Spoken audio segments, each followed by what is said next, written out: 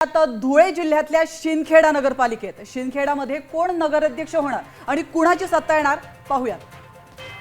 शिंदखेडामधलं चित्र नेमकं काय ते आपण पाहतोय। यावेळेस शिंदखेडामध्ये रजनी वानखडे भाजपच्या संभाव्य नगराध्यक्ष होतील असं सध्याचं चित्र आपण बघतोय। शिंदखेडामध्ये भाजपच्या संभाव्य नगराध्यक्षा रजनी वानखडे यांचं नाव समोर आलेलं आहे।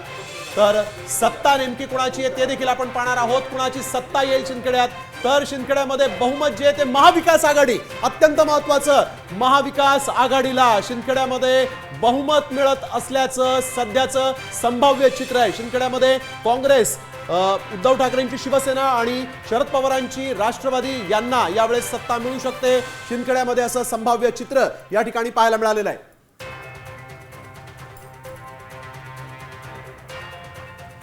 तर याबाबत आमचे प्रतिनिधी भूषण अहिरे यांनी काय अंदाज वर्तवला आपण पाहूयात।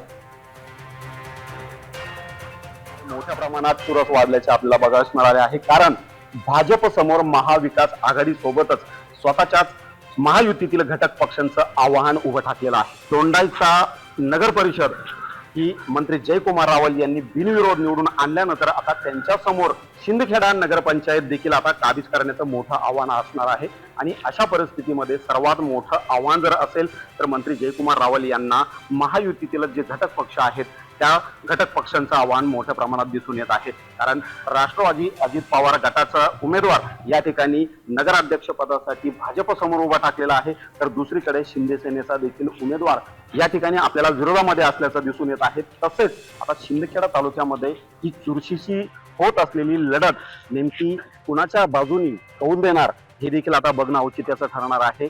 आणि दोंडाईचा नगर परिषद काबीज केल्यानंतर मंत्री जयकुमार रावल शिंदखेडा नगरपंचायत देखील काबीज करणार का हे बघणं तितकंच औचित्याचं ठरणार आहे। शिंदखेडाहून भूषण अहिरे, साम टीव्ही न्यूज।